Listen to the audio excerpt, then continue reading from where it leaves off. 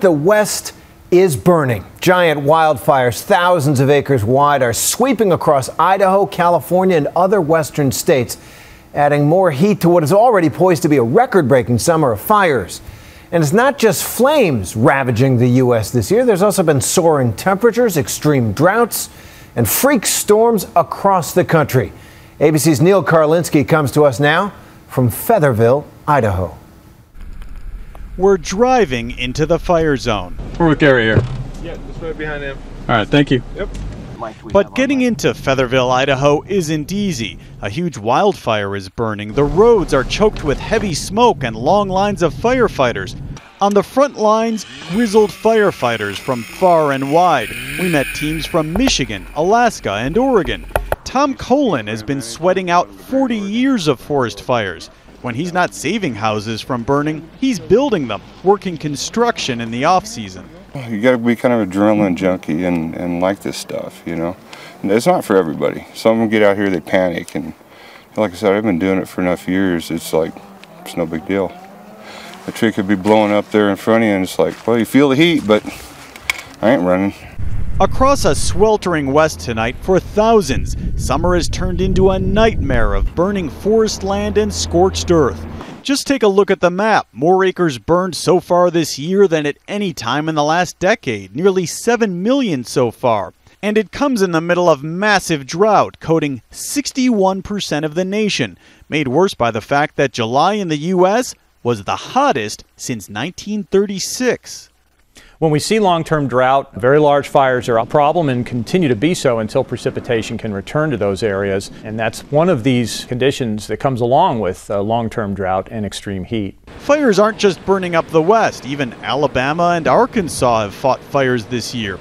So much fire, heat, and drought has brought with it unusual consequences. Just today, an 11-mile stretch of the Mississippi River closed because of low water levels. Heavenly Father, we do ask your blessing on us. In Texas, they're now praying for rain. And in Missouri, deer are falling victim to a rare illness brought on by drinking from dried-up riverbeds.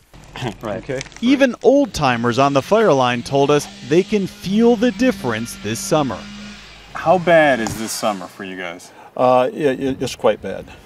This is quite severe. No side effect of so much drought is more dramatic than the fires, which ravaged Colorado last month and are tearing through residential areas in Washington State, Idaho, and California this month. In Northern California, where 3,500 homes are now evacuated, Zachary Pritchard pushed the envelope and stayed too long. His arm actually caught fire while he was riding an ATV through flames to evacuate. It was like I was in a black box and I just drove through it and I couldn't breathe, and then it was fire everywhere, like you turn around everywhere, it was on all sides of you. Much of the firefighting effort doesn't actually involve fighting flames. It's clearing away brush like this. They're cutting a line so when the fire comes through here, it hopefully stops and doesn't reach these homes that are right over here. Most aren't here to see this. Myrna and Gary Holmes had to evacuate, and they're not afraid to admit they're scared. Well, that is our home, and it's our only home. And yeah, we're scared. Although we know the little firefighters are doing their best job. They're just working their little selves to death up there. Others are just worried about how to breathe in a town polluted by thick smoke. And how you doing with the smoke? The smoke is terrible. You feel it.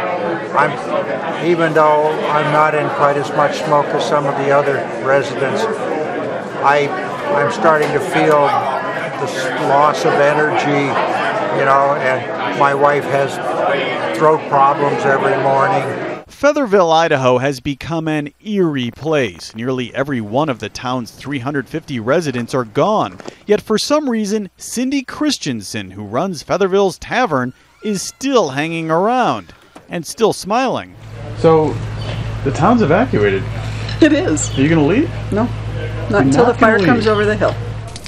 Forecasters are watching this summer closely for patterns, but in the fire zone tonight, a change in weather can't come soon enough to dampen a brutal year.